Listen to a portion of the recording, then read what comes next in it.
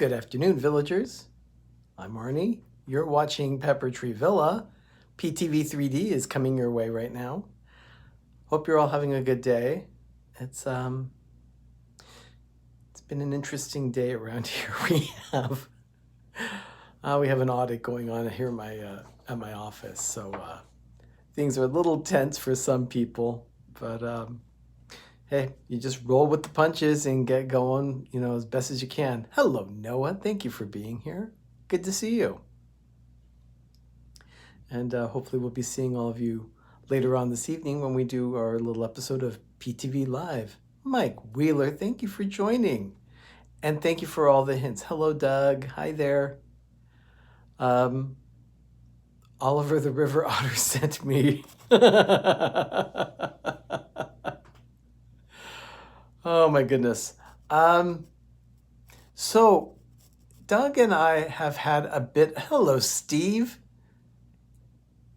Tracy, Glenn, awesome to have you here. Pam, always nice to see you. Hello, my delicate Doug. Yeah, his veal hands, definitely. So Doug and I have been having a bit of a dilemma at the villa. I don't know that he has been discussing it in the chat prior to the stream starting, but we have had a bit of problems with some squirrels at the villa. We don't take kindly to people that don't pay rent, and that includes wildlife as well. So we do everything we can to keep the villa secure. And in this case, there were a couple of squirrels that were attacking the house. Now, California construction, we have stucco on the outside of a lot of the homes, and ours is no exception. And this stucco gives a good surface for squirrels to crawl along the side of the wall, kind of like how a spider or an ant will crawl up a wall. So they're able to hold on with their claws and you hear it. So when they're crawling along the walls, it's almost unnerving. Carlos, hello there. Great to have you here. So we have been dealing with trying to eradicate these squirrels humanely. In this case, we borrowed a trap from my niece, Megan. They had a problem with squirrels last year at their home, and fortunately, they still have the squirrel trap. So we trapped one squirrel. Excuse me for a second. Well, actually, that's not my phone. Pay no attention to the beeping. That's actually someone else's phone that works here at my office. So let me continue with the squirrel story. We managed to catch one squirrel. There were two that were terrorizing the house. They're like trying to get into a vent, maybe to create a nest or something. So we don't need that. So we trapped one of the squirrels and we let it go elsewhere in the city. Hopefully it won't find its way back. Yeah, squirrel. So yeah, there'll be a video forthcoming about that. Hopefully we can trap the second squirrel and release it with its partner somewhere. At least we think that they were mates because we think that they were just trying to find a nest, but we'll see what happens. Hopefully maybe the other one's just gone away. Anyway, we have I'm not sure if she's coming in or not. So anyway, if she does, maybe I'll introduce you. Mama Mouse, hello there. So you didn't tune in to hear a squirrel story. You tuned in to have the daily dose of Disney today. Yeah, and you know what? Noah, you're so right. Squirrel! I've been thinking about that scene from National Lampoon's Christmas Vacation a lot because of that. January 27th.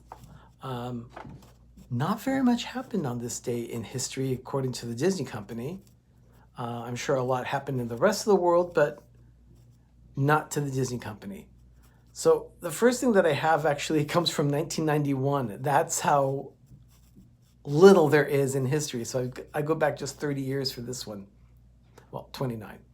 This has to do with Super Bowl 25. Super Bowl 25 is played at Tampa Stadium in Florida. The halftime show was produced by Disney. And it was a small world tribute for 25 years of the Super Bowl. They featured New Kids on the Block, Disney characters, and former quarterback Warren Moon and 2,000 local children. The game was played by the New York Giants and the Buffalo Bills, both New York teams, of course. And the Buffalo Bills, we have a huge fan of the Buffalo Bills in our community. D&G Explorers, Derek, loves the Buffalo Bills. And he's still bemoaning the fact that they're not in the Super Bowl, but oh well, they're not. But the New York Giants beat the Buffalo Bills that year, 2019. Now, the game was seen. However, what wasn't seen was the halftime show. It didn't run live because they actually cut into coverage of the ongoing Operation Desert Storm news coverage at that time. So they didn't see the halftime show until after, when it was done in the post-game show. So, and it was edited, so you didn't really see anything live there. Oh my goodness. That's just the way it was. So it was unfortunate for Disney that they produced the show and, they didn't even get to see it live. Anyway, also, let's see, 1996, the Walt Disney World Resort hosts the inaugural Indy 200 race at the new Speedway. The Walt Disney World Speedway was built very close to the Ticket and Transportation Center at that time. They wanted to have races there, and this was the inaugural race in 1996. Now, I remember hearing the race in 1997. My mom and I were walking around World Showcase Lagoon, and we were at about the American Adventure, and we heard the cars racing around the track. They were very loud. So that was in 1996. Now, also in 1996, just a couple months prior, there was a movie that was released at the theater called Toy Story. So that was released in November of 1995.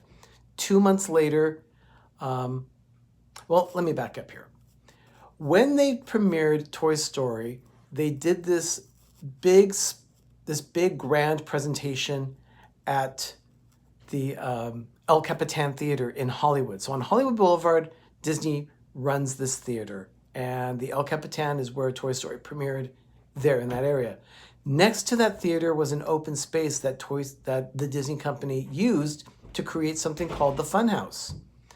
So you could do a meet and greet with different characters.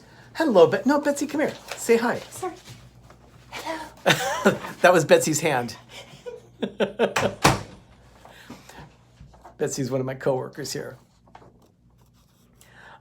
So they had this open space next to the theater. They created a fun house where you could actually do a meet and greet with characters from the movie Toy Story. And it turned out to be such a success. People loved it, that they took that experience that they called Totally Toy Story there at the movie theater, and they changed it up and they created something called the Toy Story Funhouse. They put it into a place in Tomorrowland. It was just vacant area, so there's nothing really futuristic about Toy Story other than Buzz Lightyear. But he's just a toy. Anyway, they do this thing called the Toy Story Funhouse. It opens up next door to Captain EO. And right now, the space that they use for the Toy Story Funhouse, that would take you in to the space what is now the entrance of Space Mountain. The Space Mountain entrance used to be on a ramp in front of the Captain EO Theater, but that was no longer the case. Of course, they changed it. But at that time in the mid-90s, that was where you got it. Oh, you're very welcome, Rachel. I'm so glad I could be there. I'm so glad we could be streaming. So they did that, and it lasted for quite a few months. They did it through the summer. You're able to play with a giant light bright and spirograph walls. You learned how to dance the two-step at Woody's Roundup. You could take, like I said, photos. They had like an obstacle course with the little green army men too, so that was kind of fun. And then they had the new Toy Story video game that was available. You could play that as well. And they also had a live stage presentation called Ham's All Doll Review. Now, I remember this. The Funhouse was there for a while, and I remember seeing the different toys hanging off. The picture that I post, you don't see it, but Slinky Dog and Woody are there on top of the now vacant People Mover tracks. So it was really cool. I loved the Toy Story Funhouse. Anyway, let's move on. 2004, a couple things happened here. On this day in 2004, the musical Beauty and the Beast is still on Broadway, and they are performing performance number 4,000 on this day. So 4,000 performances as of January 27th, 2004. That's a lot of performances. It's quite a record, actually. Not many shows get to 4,000 performances. And then finally, this was in the midst of a massive crisis for the Disney company. There were people that did not feel comfortable with Michael Eisner being in charge of the company at this time. He's almost gone rogue and almost like a dictator at this point, and is saying, it's going to be my way and my way only, and he wouldn't listen to people. Roy Disney and Stanley Gold left the board, and they created this organization called SaveDisney.com. But they made sure that on this day in 2004, they made it very public that they voted no on the re-election of 4 Disney directors. And Michael Eisner was one of the directors that they said no on their ballot. And they wanted to get as many people to say no to him being voted on as the director. Now, usually those kind of votes go very easily. As a stockholder, you have the right to vote for the directors, and you just get a ballot, and you usually just check yes to everything that they recommend. But in this case, they were making sure that they made a point of saying, no, we do not want Michael Eisner there, and 3 other people as key Disney directors. So that was it. I'd like to thank my support channels, D&G Explorers, 2 Real Geeks, Rob Fuzz, and the Orlando Guy. All 4 of them have been very helpful to us, helping us out in a bind, and also lending their voice. In the case of the Orlando Guy, Richard's really going to be helping us out in the future, so I'm very happy about that.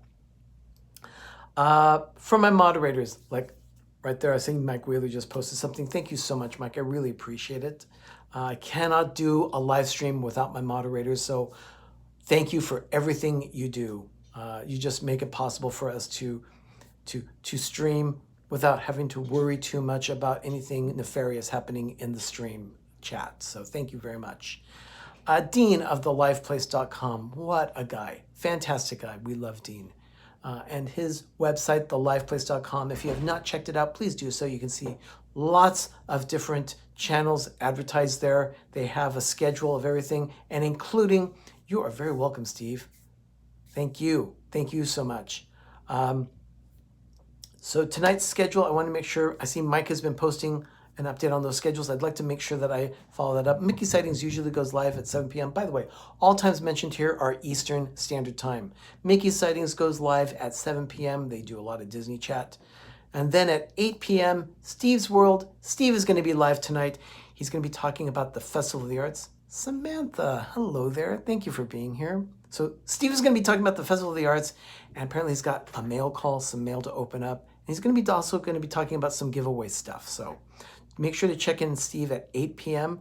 And then at 9, following Steve, we have Mickey's Magic. She's going to be talking about the Magic Kingdom. So it's all Magic Kingdom talk tonight on Mickey's Magic. Our hostess there is Meg. She's just a delight. Oh, Donna, popping in from dinner. Enjoy your dinner, Donna. Thank you for popping in. At 9:30, 2 Real Geeks are going to be live. Jess is going to be talking about her geeky entertainment updates. So she'll be on at 9:30. And then at 10 p.m. tonight, PTV Live. We're going to be live tonight. It's going to be Ben, me, and Doug, rather. We're going to be discussing all things Disney for 2020. We're going to look at the future this year and see the things that we're looking forward to in the year 2020. That's talking about TV, Disney Plus. We're going to talk movies, and we're also going to talk the parks and things that are coming to the resorts. So we're really excited about this tonight. So come check us out tonight at 10 p.m. Eastern, 7 p.m. Pacific on Pepper Tree Villa when we present PTV Live. By the way, if you haven't caught it, Ben did a video this week about a Target run. And that Target run was with our niece Megan prior to her giving birth to Sweetie, the what we're calling baby girl. We're calling her Sweetie here. So yeah, if you haven't yet checked it out, please do so. Go check out Life with Ben, Target Run #1 Obviously, there are going to be more since Target is Ben's favorite store. It's also my favorite store. So anyway, everyone, it's going to be a busy night tonight on the Disney YouTube network. Shepherd's Treehouse, thank you for joining. It is great to have you here. So it's going to be a busy night tonight on the Disney YouTube network. Make sure you check it out. Mickey Sightings, Steve's World, Mickey's Magic, Two Real Geeks, and finally, Pepper Tree Villa with PTV Live. That's all tonight starting at 7 p.m. Eastern. So don't forget, check it out tonight. It's going to be a busy night. In the meantime, everyone, have a magical evening and have a great, big, beautiful tomorrow. We'll see you tomorrow with another edition of The Daily Dose of Disney at 6 p.m. Eastern, 3 p.m. Pacific. See you later, everyone. Bye.